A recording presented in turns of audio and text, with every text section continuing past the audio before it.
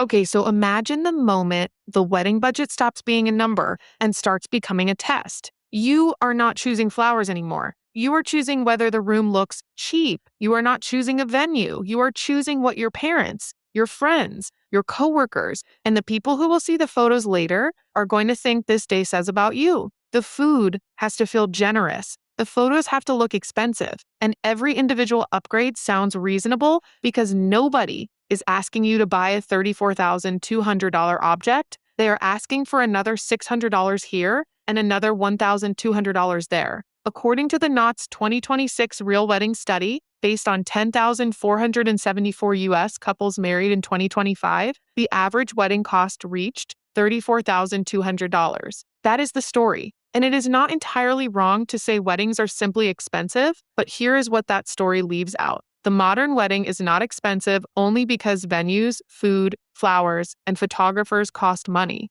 It becomes expensive because a private commitment is turned into a public ranking event, and public ranking has no natural ceiling. Follow the money through the guest list, the upgrade ladder, and the people paying the bill, and the real mechanism appears. That distinction matters because almost every other major purchase gives you a stopping rule. A car has a transportation function. A house has bedrooms, square footage, and a location. A phone either does what you need or it does not. A wedding is different. The functional requirement is almost absurdly small. 2 people, whatever legal formalities apply, and a commitment. Everything beyond that sits on a spectrum, and the spectrum has no obvious end. The Knot itself makes this point in a less dramatic way. Couples in its lowest budget band spent about $8,900 on average, while couples in the over $40,000 band averaged $70,300. Same category of event, completely different economic universe. Once a product has no natural upper bound,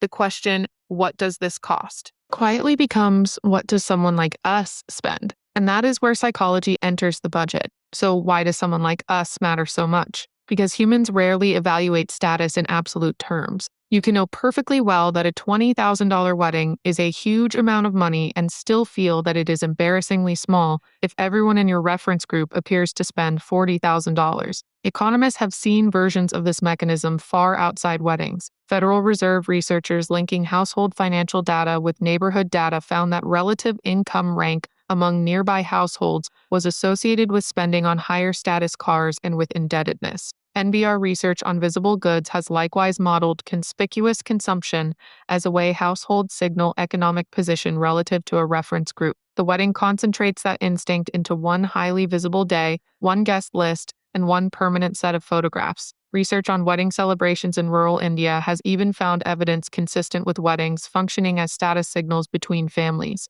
The culture is different, but the economic mechanism is recognizable. Public celebrations can communicate standing precisely because other people can see what was spent. Okay, so where does $34,200 actually come from? Not from one outrageous decision. That is the trick. It comes from a stack of individually defensible decisions. The Knott's latest data puts the average reception venue at $12,900, photography at $3,000, flowers at $2,800, a videographer at $2,300, a wedding dress at $2,100, a DJ at $1,800, alcohol at $2,800, and catering at about $80 per person. Couples in the study hired 13 vendors on average. None of those line items needs to feel insane by itself. Each can be justified with a sentence that sounds responsible. The photographer preserves the memories. The food is for the guests. The video is once in a lifetime. The problem is that reasonable is being evaluated category by category, while your bank account experiences the total. This is the upgrade ladder. You begin with a venue you like. Then the basic chairs look wrong in that venue, so you upgrade the chairs. The upgraded chairs make the basic table settings look cheap, so the tables change. Now the centerpieces look undersized. Now the lighting does not match the centerpieces. Now the photographer package feels too limited for the room you spent so much money creating. Each choice changes the reference point for the next choice. The budget is not merely rising, the standard is moving. That is why status spending is so difficult to control with good intentions. You can genuinely believe you are being selective while repeatedly choosing the option that avoids looking like the weak link in an increasingly expensive chain. Nothing feels extravagant. The total becomes extravagant. And then there is the guest list, which looks social but behaves financially. The Knot reports an average guest count of 117 and an average cost of $292 per guest. That does not mean every additional person literally adds $292. Some costs are fixed, but it shows how tightly scale and spending move together. In the same study, weddings with 1 to 50 guests averaged $17,100. Those with 51 to 100 averaged $27,200, and those with more than 100 averaged $43,300.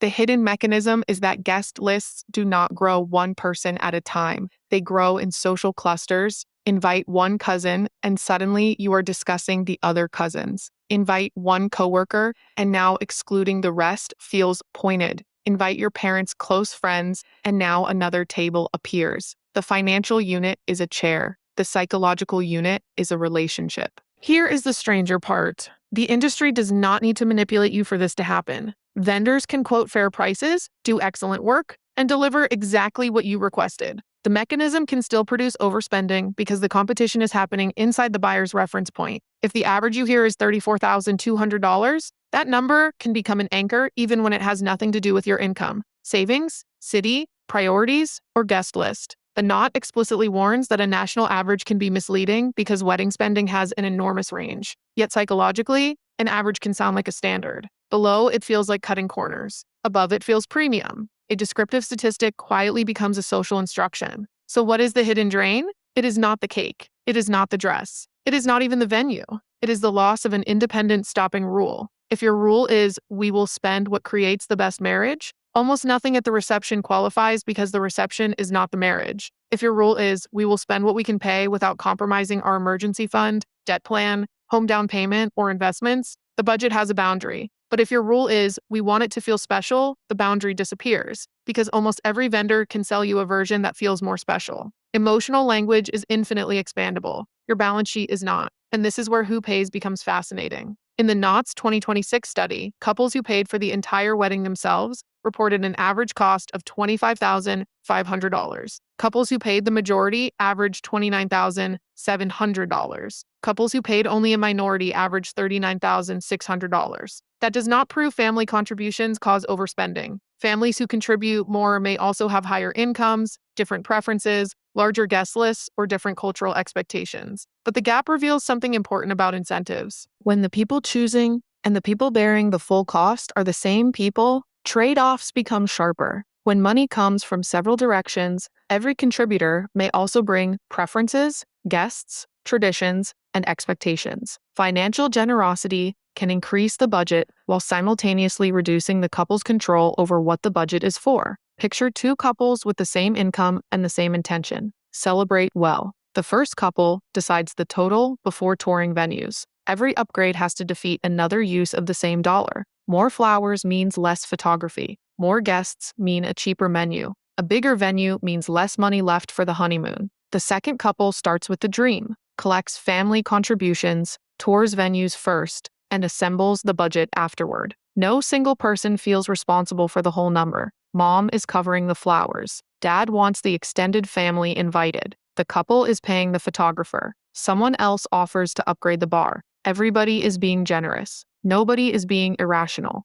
But the system has no central brake. That is how a status trap often works, not through one reckless decision, but through several reasonable people responding to different incentives. There is an uncomfortable question underneath all of this. Does spending more actually buy what people think they are buying? It absolutely can buy better food, more beautiful design, more comfort, better photographs, and a bigger celebration. Those are real benefits, but it cannot purchase the meaning people often attach to the price. An observational study by economists Andrew Francis Tan and Hugo Milan surveyed more than 3,000 ever-married Americans and found no evidence that expensive weddings were associated with longer marriages. Some higher spending categories were actually associated with shorter duration. The authors themselves warned that the result is correlational, not causal. A cheap wedding does not protect a marriage, and an expensive wedding does not doom one. The important point is simpler. Price is a poor proxy for commitment. That is the trapdoor.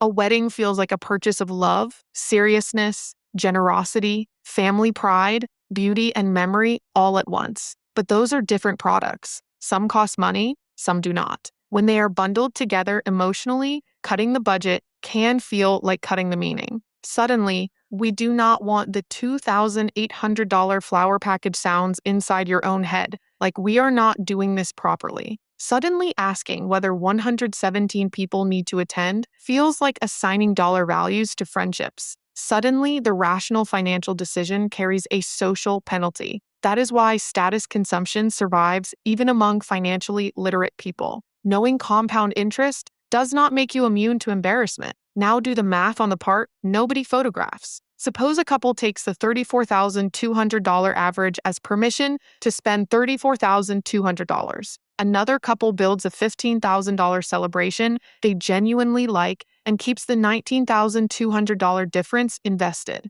At a purely illustrative 7% annual return with no promise that markets will deliver that return, that $19,200 would grow to roughly $146,000 over 30 years before taxes and fees. Over 40 years, it would be around $288,000. The point is not that everyone should cancel the reception and buy index funds. The point is that status spending has an invisible price tag, the future assets that never get a chance to exist. Nobody claps when you preserve optionality. Nobody posts a photo of the emergency fund you did not drain. Wealth is quiet, weddings are loud. And that asymmetry is bigger than weddings. The same mechanism appears when the wedding becomes the house becomes the neighborhood becomes the car becomes the school, and the school becomes the vacation. Each upgrade establishes the peer group for the next one.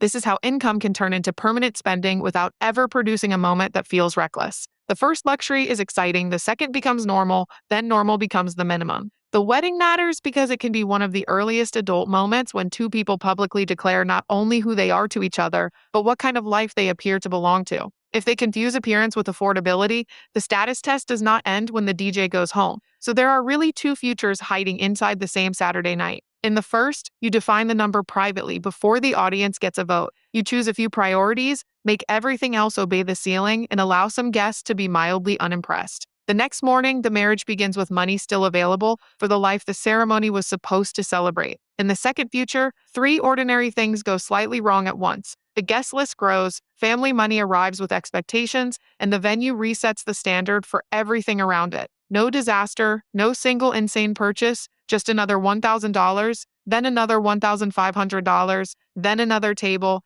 another upgrade, another reason that this one exception is worth it. The difference between those futures is not frugality versus generosity. It is whether the couple owns the reference point. Because if you do not choose the standard, your social circle, your feed, your family, your vendors, and one national average will choose it for you.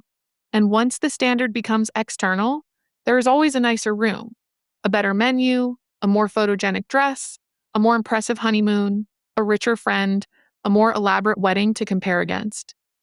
That is why the modern wedding is not expensive, only because weddings cost money. It becomes expensive because a private commitment can become a public ranking event, and public ranking has no natural ceiling.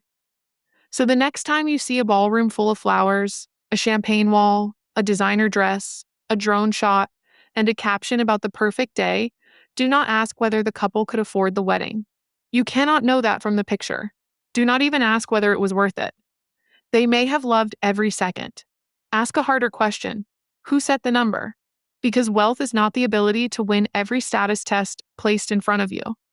Wealth is the ability to decide which tests are not worth taking. One day can look rich and leave you poorer. One day can look simple and leave the future untouched. The ceremony is public. The compounding is private. Long after the flowers are gone, still compounding.